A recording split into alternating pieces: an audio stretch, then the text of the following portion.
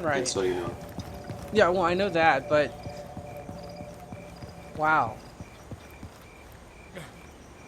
that shit should kind of already be there. Like I expect like the creatures glitching out or me falling through a hole here and there. I've not fallen through any holes. I have already. Oh god.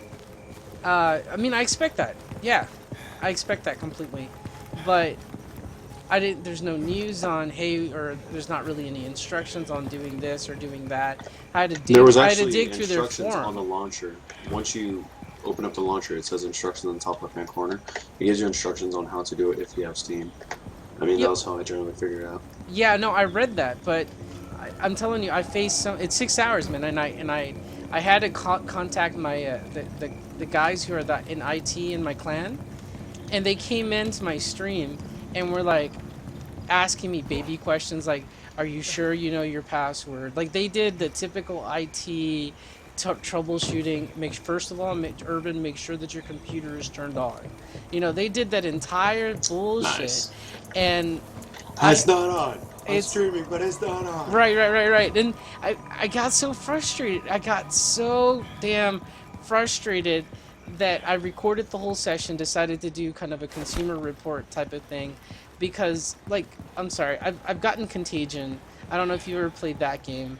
And it's a lower budget multiplayer game. I've played Damned. I play a lot of indie games. 7 Days to Die. I was one of the alpha players of the War Z. Like just like a lot of us, right? We like this type of game, you know, and they to more or lesser degree they all kind of have some hiccups here and there. But I've never experienced a game where I had to basically flip over myself backwards so that I can sit on top of a pole, impale myself anally. Uh, you know, I just the logic of buying the game through Steam, going to their website, then linking it to Steam, and then that gives me a link to re-download a launcher that updates the launcher. I download it from Steam. That once that loads, I have to go back and make sure that the account on their website is totally synced. Not the original syncing, but it is showing up the package that I bought from Steam. And once that shows up, then it gives me a real download link where I install the game. And once that installs, then it updates the original launcher. And then once the original launcher is updated, I can launch the game. It took me 6 fucking hours to do that bullshit and dig through their no like it should be like I read that thing that you're talking about and it's straightforward. Do this, press sync there. It's easy. It's well easy after going through all that extra bullshit. It's not that easy, dude. I came across almost every bug in the book that's on their forum, and I mean it's beyond aggravating. It was 6 hours worth of digging through the forums and trying to figure out what the fix was. So and so I recorded and posted a warning because had I known that I was going to have to do all that, I wouldn't have bought the game. So I Well, in don't. all fairness, the reason why they had so many problems was because, you know, when they launched the game, they were expecting maybe, you know, maybe at most 1,000 people to be playing. Like, you know, maybe a few hundred. But there was literally like thousands of people playing and trying to access their servers, and they were not anticipating that whatsoever. So their servers were not able to withhold anything as such. No, I got that. I got that. I mean, the 7 Days to Die had like a 4 day turnaround on just getting people's keys out there. I mean, I get that. I get that. I mean, look at GTA Online. I mean, that's like a grade triple A video game What that had happened? Like, I don't know what. online problems. Oh, they Like when did. they first launched, nobody was able to play online except for like a handful of people. And those handful of people, they couldn't figure out why they were able to, and they just had to keep working on the servers. And it wasn't for until like 72 hours later that people were actually barely able to get in alone. So I mean, that alone just speaks volumes as I to how many just people are trying to access it. And I'm just speaking from the okay. So I feel like everybody else. Okay, and I know it's not fair, but regardless of that, like I feel completely scared on buying another game that's very similar to War Z, and my entire clan has this kind of wait and see attitude, and I did my research. I watched the videos. I read what type of gameplay it was gonna have. I don't really play War Z that much anymore because I'm not that good at that game, and at the time I didn't have the graphics card for it. So I did what most people consider due diligence in choosing the game. I go through all that, and the guy that I chose to trust for his video was Rhino Crunch, and after I buy the game, I look at the guy and I'm like, oh man, this looks really well polished. Look, he's able to jump in and do all this stuff, and he's talking about how wonderful it is and this and that. So I'm like, okay, it's close quarter combat. At least I'm not going to be sniped from like halfway across the map. Hey man, it looks like Minecraft, like distance, our fighting distance. We're fairly close distance. I can do that. Okay, fine. So I'm gonna buy this game. So I buy the game, and I pretty much everybody's experiencing a monster amount of bugs, and then I start finding out that Rhino Crunch is paid by the developer, and I turn to YouTubers and streamers because they make their money off of us, off the viewers. So they kind of have an independent spirit. I don't trust these corporate magazines or anything. It seems like they're trying to sell us everything. And this motherfucker has sold out and has been making these videos that are nothing but raving about this game. There's nothing wrong with this game, according to that guy. Nothing wrong with this game. And so I'm very pissed off at it because a lot I of the remember big his review of streamers. Warzy. That was great. Oh yeah, yeah, and this is ironic because this asshole's the one that called scam on the original War Z, man.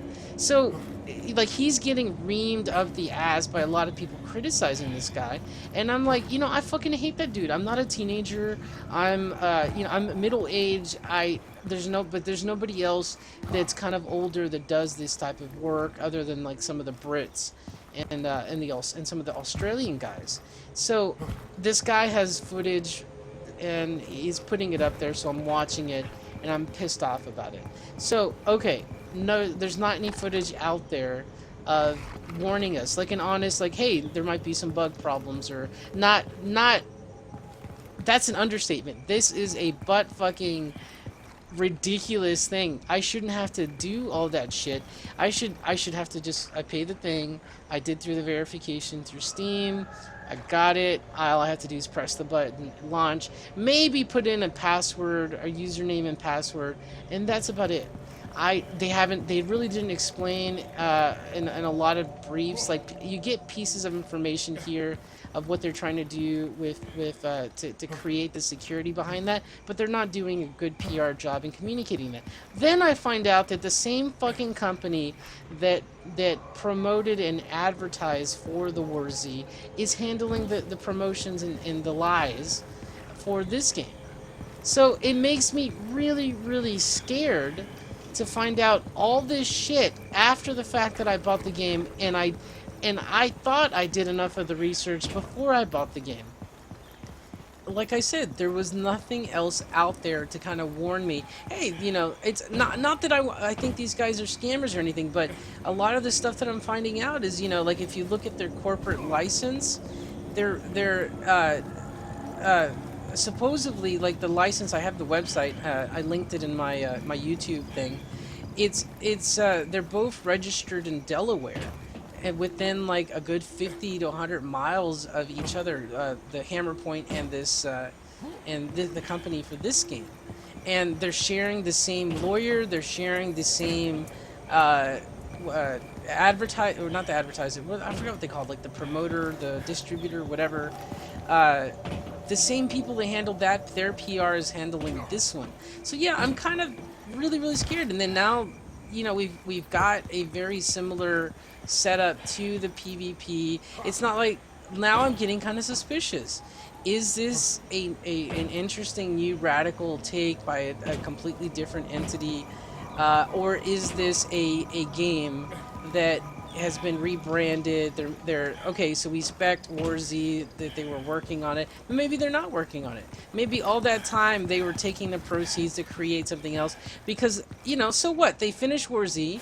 The thing about a game like War Z is whenever you launch it in a Steam Light or an alpha stage, you're kind of giving up a part of the money that you're going to get from the release. There's only a certain amount of money from the hype that you get for a game like this, and you're trading it off in order to finance the completion of it. So whenever you do that, there is a set timeline for how much money you're going to be able to pull in to sustain yourself. War Z has monopolized on that, and and it seems like after that timeline is close to about a year or two, and they've already hit their year mark. So it almost seems like they And were they're celebrating in Vegas right now. right. They're celebrating big as those bitches. So it almost seems like they milked it for all they could off of a copied game, off of their, what is it, that other War Inc. game, and they've taken the proceeds and create, not them themselves, but have somehow, like, I don't even know if they're linked or not, but there are too many superficial links to kind of ignore, to not say, wait a minute, because this game comes out and it's virtually War Z version 2. There's the microtransactions in the game. You lose all your loot in the same way. It's very PvP based. This time it looks fantastic. It looks great. Uh, you know, so I don't know. I'm kind of worried about all that. So I would like to know all that information. Not saying don't buy this game. I'm just saying kind of sit back and see, kind of let things unravel.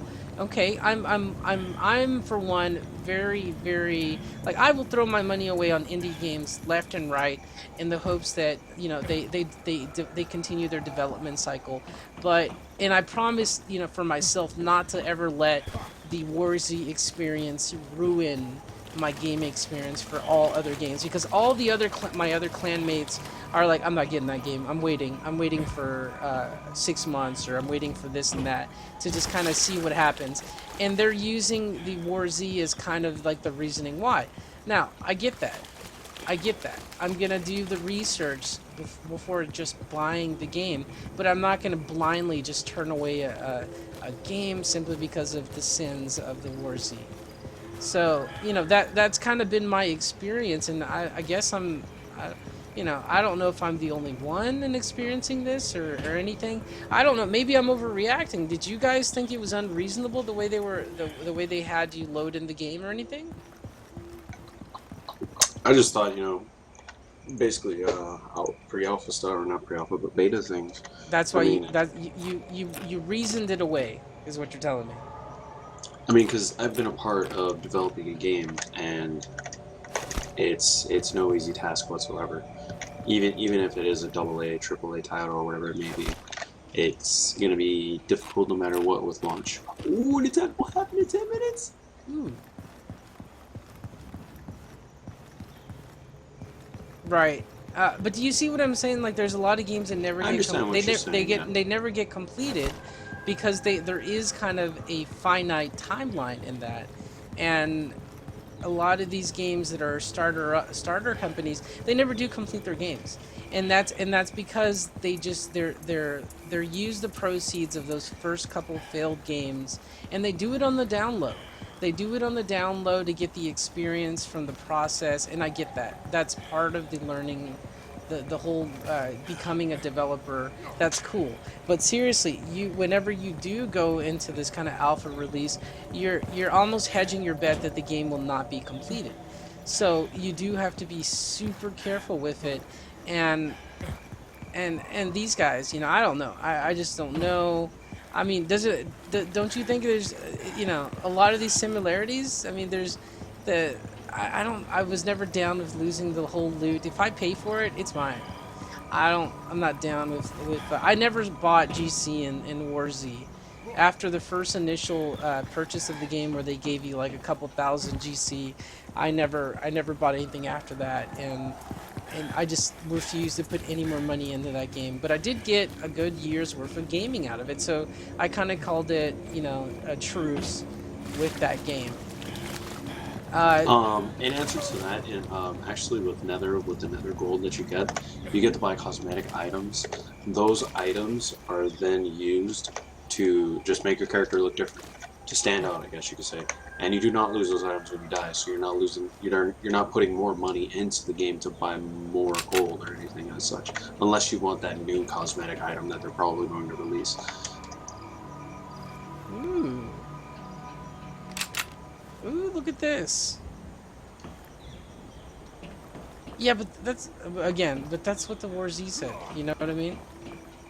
That's how they started. Warzy, they never had. Did they really start like that? Because I've Yes. Yes, and from the alpha release, they promised that it would never be pay to win, and everything would be just cosmetic.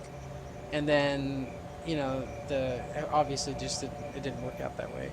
There's a handgun